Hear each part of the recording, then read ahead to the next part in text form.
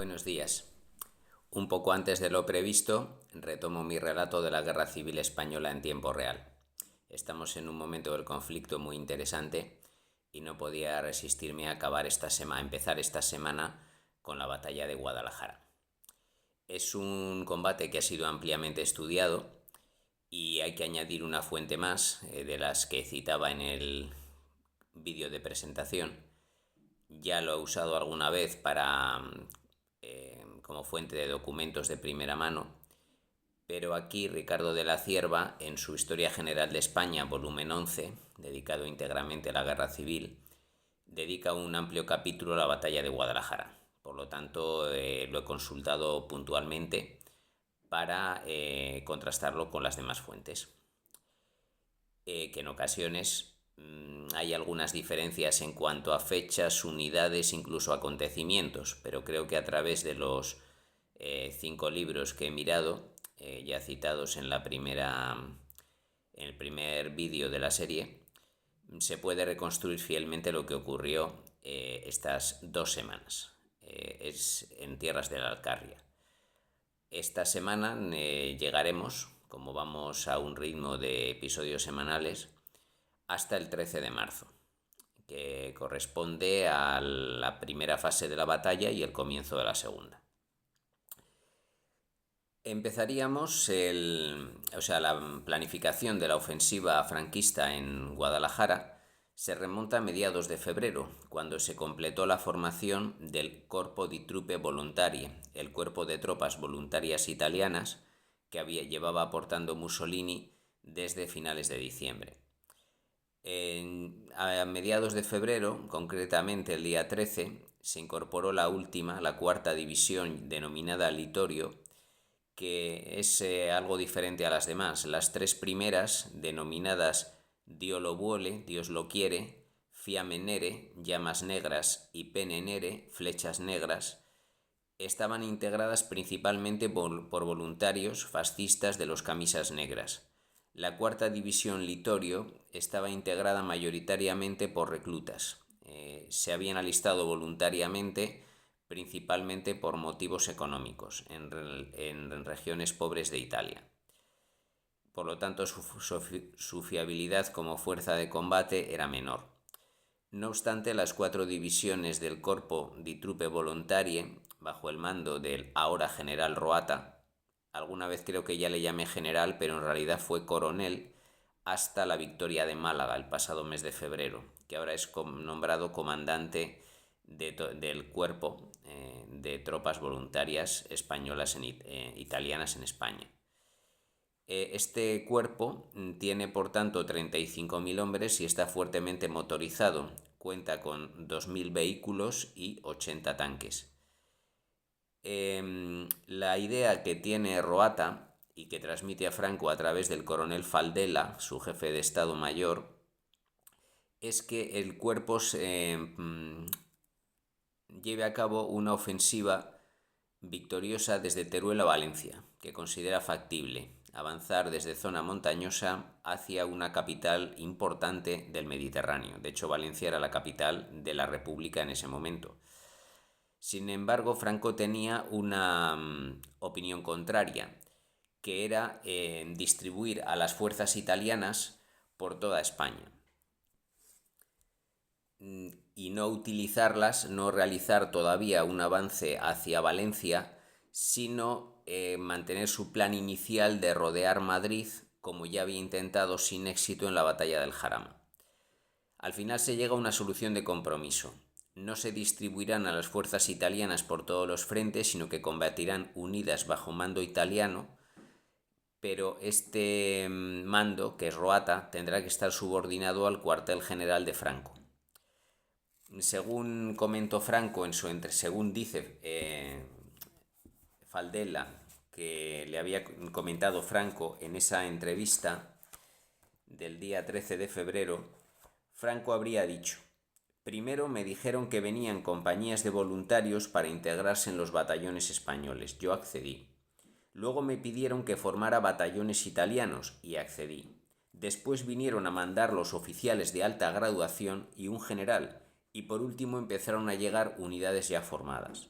Ahora usted quiere reunir todas estas tropas para que luchen juntas, a las órdenes del general Roata, cuando mis planes son completamente diferentes. Es decir, tenía una opinión contraria, pero naturalmente la ayuda italiana depende de ciertas condiciones. Y aquí pues Franco va a acabar aceptando que el cuerpo italiano combata unido bajo mando italiano, pero naturalmente él tendrá el mando estratégico. Así que indica a Roata a través de Faldela de que no habrá ofensiva hacia Valencia, sino hacia Madrid por Guadalajara. Esto se decide el 15 de febrero y el plan definitivo se establece el 23. Para entonces la batalla del Jarama ya ha concluido, con lo cual toda coordinación entre los franquistas del sur de Madrid y los franquistas del norte de Guadalajara será nula, lo cual es la primera de las causas de su derrota. Aún así, el 7 de marzo, en la segunda división Fiamenere se sitúa en Algora, en la carretera nacional 2, provincia de Guadalajara, y por su flanco derecho, es decir, al oeste, estará la segunda brigada de la división de Soria, formada por fuerzas españolas bajo el mando de Moscardó, el héroe del Alcázar. Moscardó al mando de la división de Soria, el coronel Marzo al mando de la segunda brigada en Sigüenza, que protegerá el flanco derecho de los italianos. También habrá un apoyo de artillería de 200 piezas, 200 cañones, o si se prefiere 50 baterías, y 60 aviones que operarán desde la base de Almazán en la provincia de Soria. Aquí tenemos otro segundo factor de la derrota, porque la base aérea de Almazán tenía suelo de tierra, pistas de tierra, que con el tiempo húmedo, lluvioso y frío de la batalla, durante la batalla permanecería escarchado, embarrado, impidiendo aterrizar a los aviones. Por lo tanto, el apoyo aéreo de los franquistas va a ser casi nulo.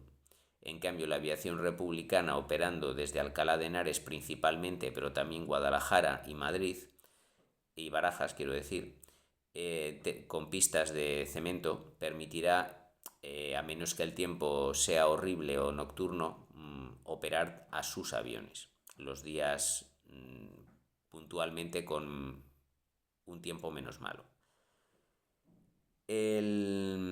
La zona de ataque, que es principalmente la Nacional 2 y sus flancos y sus lados, estaba defendida por la 12ª división del Ejército Popular, que estaba formada por 5 brigadas. De hecho, el día 3 de marzo, solo 3 días antes, 5 días antes de la ofensiva, se había creado oficialmente el Ejército del Centro dentro del Ejército Popular de la República, con Miaja como único comandante. Esto responde a los problemas de coordinación que tenía las fuerzas de la ciudad de Madrid dependientes de Miaja, de las fuerzas de la provincia de Madrid dependientes de Pozas. Por lo tanto, ahora se crea un único ejército del centro dividido en 3 cuerpos, con jurisdicción sobre toda la provincia de Madrid. Estará integrado por 12. Estos 3 cuerpos se subdividen a su vez en 12 divisiones y 39 brigadas, tanto las mixtas como las internacionales.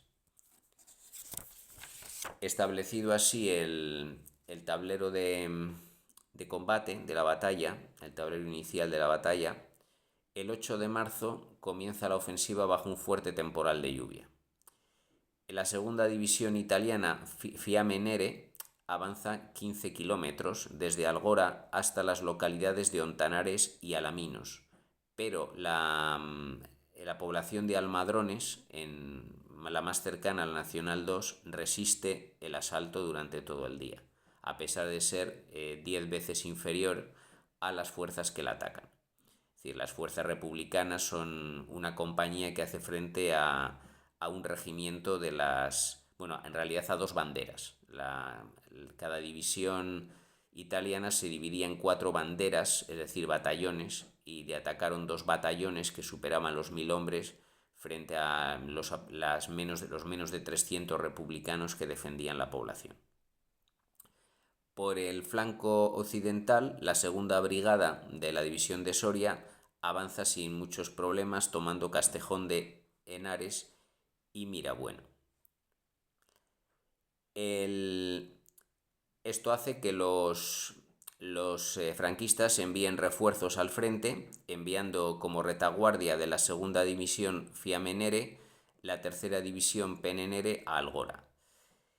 La reacción republicana al ataque es inmediato. El general Miaja envía a Torija, que está a 20 kilómetros al norte de Guadalajara en la Nacional 2, a la primera brigada mixta, antes bajo el mando de Lister, pero ahora Lister manda a la 11 división, que está por encima de que incluye la primera brigada, también la 11 brigada internacional y 2 batallones de carros de combate soviéticos, unos 50 tanques. Y además empieza a operar la aviación republicana desde Alcalá de Henares. Así concluye el primer día de batalla, en que por la noche la temperatura baja a 15 grados bajo cero y sorprende a las fuerzas italianas, que venían todavía equipadas con sus uniformes para el Mediterráneo de Málaga.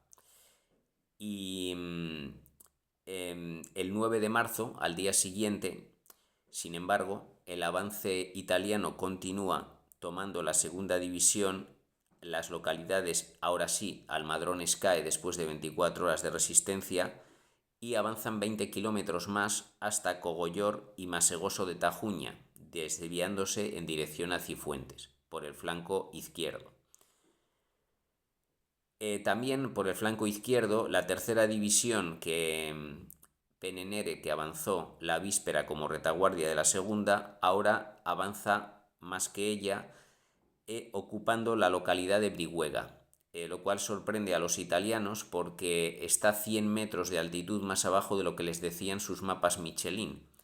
Roata había rechazado los planos del Instituto Topográfico Nacional, que establecen claramente la existencia de esta hoya de Brihuega, que más tarde, el hecho de que esté 100 metros más abajo que la carretera nacional, hará a las tropas acantonadas allí más vulnerables a los ataques de artillería y provocará problemas para entrar y salir de la población.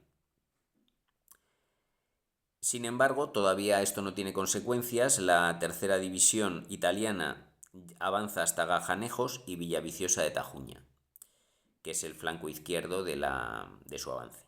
Y la segunda brigada española por el lado derecho sigue el curso del río Badiel hasta Argecilla. Sin embargo, este día 9 de marzo, las fuerzas republicanas que ha movilizado Miaja llegan a Torija, con lo cual bloquearán el avance de los italianos hacia el sur, y Miaja ordena el envío de más refuerzos. La 12 Brigada Internacional tiene que ir a reconquistar Brihuega. Y la 10ª Brigada Mixta acude también, que es célebre por su líder, Valentín González, conocido como el Campesino, es enviada a Guadalajara como segunda línea de refuerzo. Así llegamos al 10 de marzo, fecha en la que todavía se producen avances de los italianos. Sorprendentemente, en la carretera entre Brihuega y Torija, es decir, entre la hoya de Brihuega al flanco izquierdo y la localidad de Torija, que está en la Nacional 2, se encuentra un motorista de la tercera división italiana con otros italianos, otra patrulla motorizada italiana del batallón Garibaldi, italianos de la 12 Brigada Internacional. Y el encuentro se debe a una confusión, ya que las patrullas motorizadas no tienen uniformes distintivos. El motorista fascista confunde a los motoristas comunistas con gente del CTV y les pregunta en italiano si esa es la carretera de Brihuega a Torija. Ambas patrullas se apartan. Es decir, no está muy claro cómo se produce el primer encuentro entre los italianos fascistas y comunistas en esta batalla. Según Ricardo de la Cierva, ambos evitan el combate. Y eso se debe probablemente a que se encuentran las patrullas motorizadas e incluso ni se identifican. Pero en los días siguientes, cuando ya el grueso de las columnas avance por esta carretera secundaria pero muy estratégica, se producirán fuertes combates entre las dos agrupaciones, pero eso será a partir del 11 de marzo. Hoy día 10, la segunda brigada española sigue avanzando por el flanco derecho, ocupando Miralrío y la importante localidad de Jadraque, donde el general Moscardó, jefe de la división que acompaña a Marzo en este avance, establece su puesto de mando en el llamado Castillo del Cid, que no perteneció al famoso Rodrigo Díaz de Vivar, sino a otro personaje de la familia Mendoza del siglo XV que tenía el título de conde del Cid.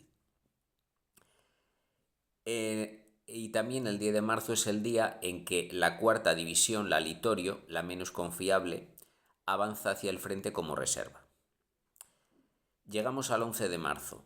Este día se produce el máximo avance italiano por la Nacional 2, ya que la tercera división consigue ocupar Trijueque, pero allí ya se enfrentan a la 11 división de Lister, que cuenta con 4 brigadas, procedente de Torija. Por el margen derecho, la segunda brigada de Moscardó y Marzo toma la importante localidad de Cogolludo, pero que es muy poco estratégica. Si no se avanza por la Nacional 2, todo avance por el valle del Badiel y el Henares se vuelve irrelevante. Este día, el Miaja, con todas las fuerzas desplazadas al frente de Guadalajara, crea un cuarto cuerpo de ejército y lo pone al mando del coronel Enrique Jurado. Este cuerpo estará formado por 3 divisiones bajo el mando de Lister, la 11, Cipriano Mera, la 14, y la 12, que era la que defendía el sector y que ahora había sido obligada a retroceder, se pone al mando, es decir, el coronel Lacalle, que la dirigía, es sustituido por el italiano Nino Nanetti. En total, las 3 divisiones tienen 11 brigadas mixtas y la 12 internacional, y tiene el apoyo aéreo de 60 cazas y 11 bombarderos. Hoy sí, 11 de marzo, el batallón Garibaldi de la 12 Brigada Internacional ataca a sus compatriotas fascistas de la quinta bandera, que era como se dividían las divisiones italianas, se dividían en batallones llamados banderas. Se enfrentan, por tanto, el batallón Garibaldi de la 12 Brigada Internacional con la quinta bandera de los Fiamenere en el Palacio de Ibarra. Hay 2 palacios entre la carretera Brihuega-Torija, que es bastante estratégica, y porque une esta importante localidad con la Nacional 2, y allí en el Palacio de Ibarra se producen duros combates durante 3 días entre los 2 grupos de italianos, y durante las pausas los comisarios políticos del batallón Garibaldi lanzan proclamas en italiano a los fascistas de la división Fiamenare. Aquí cita de la Cierva uno de estos discursos. Oficiales, soldados del ejército italiano, habéis sido engañados, vendidos, conducidos al matadero por vuestros jefes. Habéis empuñado las armas para suprimir la libertad de un pueblo que solo pide que le dejen seguir su destino, que solo desea trabajar y vivir en paz. No conocéis la verdadera libertad que existe aquí entre nosotros. No la conocéis y lucháis para oprimirla. Venid con nosotros, arrojad las armas. No luchéis más en beneficio de un puñado de generales perjuros que quieren convertir a España en una colonia fascista. Venid con nosotros, os esperamos, dejad España a los españoles. La proclama no tuvo éxito. Los defensores italianos resistieron durante 3 días el ataque del batallón Garibaldi y, que se sepa, ninguno se pasó al enemigo. Otra cosa es la huida. A partir del día 12 de marzo, comienza la segunda fase de la batalla, en la que las fuerzas republicanas contraatacan en masa. La 11ª División de Lister ataca Trijueque con la Brigada 10ª del Campesino y la 12 Brigada Internacional. El apoyo aéreo se intensifica y se produce ese día y los siguientes la retirada en desorden de las fuerzas italianas en el sector de Trijueque. Según cuenta también Ricardo de la Cierva, citando el informe del enlace entre el cuartel general de Franco y el cuerpo de trope volontarie, que es Ostman, escribe el día 12 de marzo. El ala izquierda de la tercera división, de los PNR, había sido hostilizada constantemente durante los días 11 y 12, desde el bosque y el monte bajo al este de la carretera. No se hizo un reconocimiento del mismo ni se estableció un servicio de seguridad a su alrededor. Durante el atardecer y primeras horas de la noche, del 11 al 12 de marzo, es cuando empezó el enemigo su ataque desde el bosque y al sur de Trijueque. La infantería huía como dominada por el pánico. Los sirvientes de artillería abandonaban sus piezas. Algunos decían que no sabían qué sucedía y que delante ya no quedaba nadie, que orden de retirada no tenían, pero que los oficiales no estaban allí. De vez en cuando me encontraba con suboficiales y también vi a uno o dos oficiales que intentaban volver a llevar a los soldados adelante, pero a los 100 metros volvían a pararse para emprender la retirada. Es decir, que se produce una auténtica desbandada que más tarde los republicanos se burlarían de ella poniendo letra a la canción fascista Giovinezza, diciendo así: Guadalajara no es Abisinia, corre italiano, que las balas no son de mentiras. Es porque en Abisinia los italianos habían tenido una victoria fácil ante el débil ejército etíope, pero ahora huyeron ante el contraataque de las fuerzas españolas y también italianas del batallón Garibaldi. El 13 de marzo, el mismo día 12, cuando se produce la ofensiva, contraofensiva republicana, Roata envía a las reservas al frente para sustituir a las divisiones que huyen. La primera división Diolo Buole se enviará a Brihuega para sustituir a la segunda y la cuarta irá a Trijueque para sustituir a la tercera. Pero esto falla. El 13 de marzo, hoy 13 de marzo, se produce el relevo en Brihuega de la segunda división Fiamenere por la primera Diolo Buole. Pero la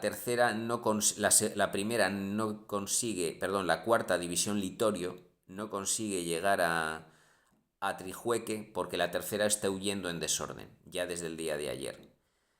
Ajena a todo ello, la segunda brigada española sigue avanzando por el Valle del Henares, llegando a su máximo avance.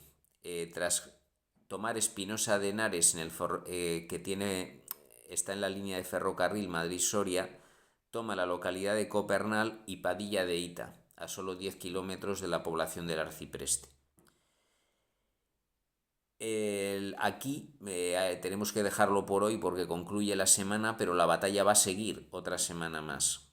Por lo tanto, ahora sí, realmente la próxima semana habrá otro vídeo que contará el desenlace de la batalla de Guadalajara.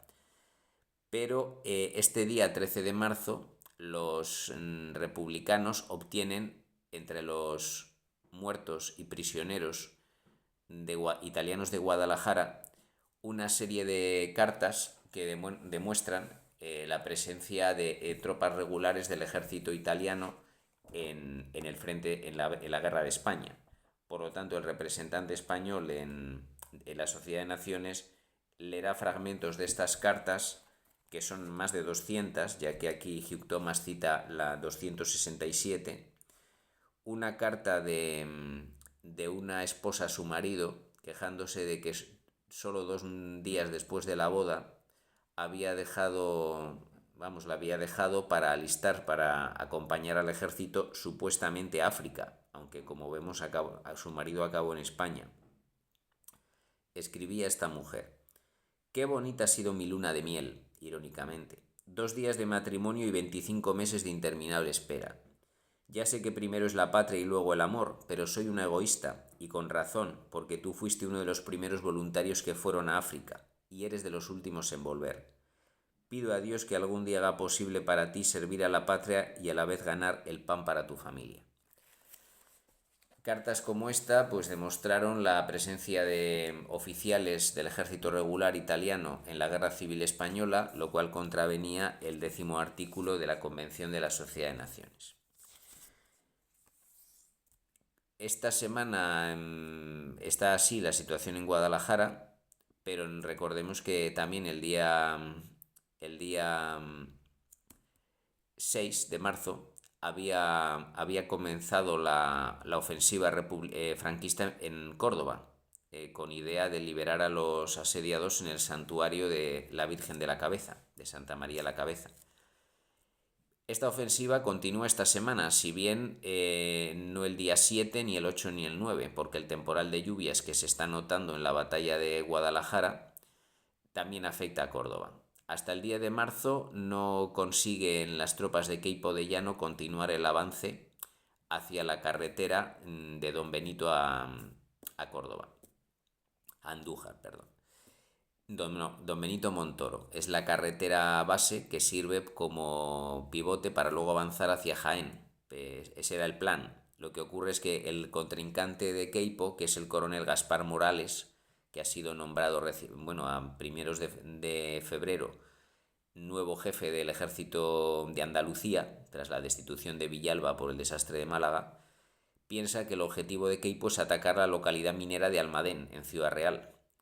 Así que lo que hace es trasladar allí su única brigada de reserva, la 25, y allí no, a Hinojosa del Duque, para atacar de través desde el oeste la carretera que comentamos. Sin embargo, el 10 de marzo, al mejorar el tiempo, los franquistas consiguen tomar la localidad enviando la columna que había salido de Peñarroya de infantería y la columna de caballería que había salido de Belmez, lograron tomar el 10 de marzo Villanueva del Duque, en la carretera citada, a solo 18 kilómetros de Hinojosa del Duque, que es donde han llegado las fuerzas de la 25 Brigada Mixta.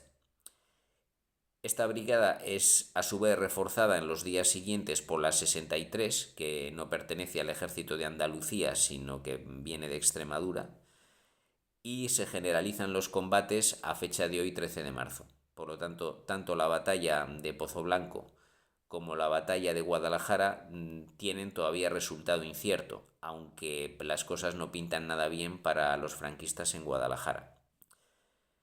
Antes de concluir, hay que mencionar también un importante acontecimiento de la política internacional. Después de 3 meses de debates entre las grandes potencias europeas, el 8 de marzo éstas acuerdan el plan de control de las fronteras españolas para impedir la llegada de voluntarios extranjeros. El plan entra en vigor el 13 de marzo, es decir, hoy, pero no se aplicará totalmente hasta el 20 de abril, ya que supone una organización muy compleja. En primer lugar, vigilar las fronteras terrestres con 265 agentes de vigilancia internacionales.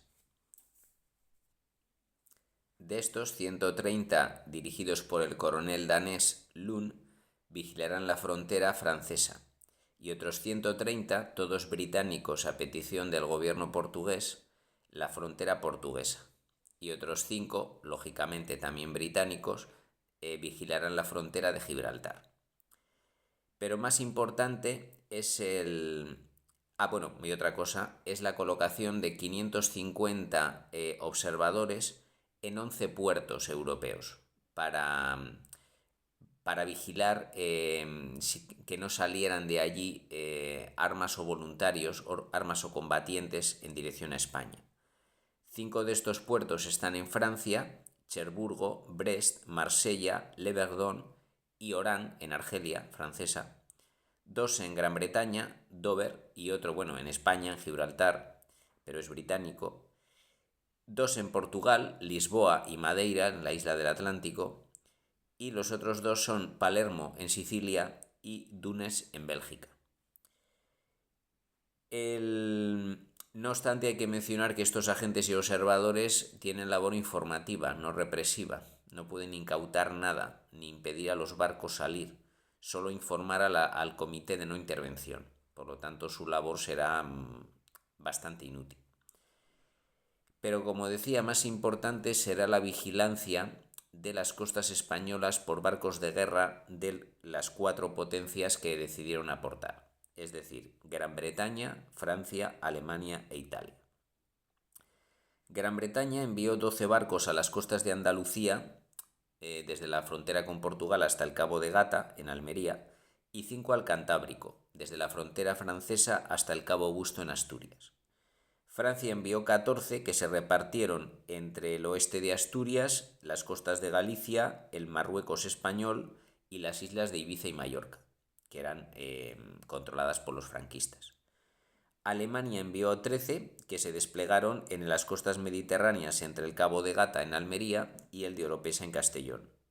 E Italia envió 8 barcos que vigilaría el resto del Mediterráneo español, es decir, al norte del Cabo de Oropesa, y también la isla de Menorca, que estaba en manos de los republicanos. No obstante, como dice un informe del Servicio de Inteligencia Militar británico, pues estos observadores y las patrullas pues influyeron bastante poco en la...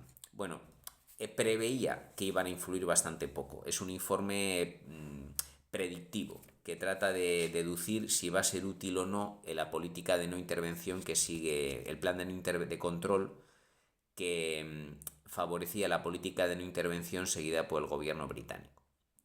Este informe confidencial dice: puede que el control detenga los movimientos masivos de combatientes y armas, pero es improbable que evite la infiltración continua de armas y voluntarios en España, porque no cubre el tráfico aéreo, ni el realizado en buques españoles o americanos, ni el destinado a puertos portugueses. No resulta sorprendente encontrar que ha habido vuelos de aviones a España, tráfico normal de armas en buques españoles y panameños, que ya entonces era bandera de conveniencia, y un aparente incremento del movimiento de envíos encubiertos a Lisboa. En cualquier caso, la plantilla de supervisores, es decir, los agentes de vigilancia y control, los agentes de vigilancia no tiene poder de control sino solo de observación. Es decir, que aunque se llame plan de control, no tenía medios de impedir por la fuerza el paso del envío de fuerzas desde los puertos. Los barcos de guerra sí tenían esa posibilidad, pero veremos que sobre todo los alemanes e italianos no la aplicaron en absoluto para los envíos desde su país, y no se atrevieron a parar por la fuerza los envíos de material soviético. Así que en la práctica el plan sirvió solo para crear incidentes navales, que ya veremos, y para dar la imagen de que las potencias se esforzaban por no empeorar la guerra civil española o no prolongarla. Bien, veremos los resultados de todo ello en las próximas semanas. Muchas gracias por escucharme y hasta pronto.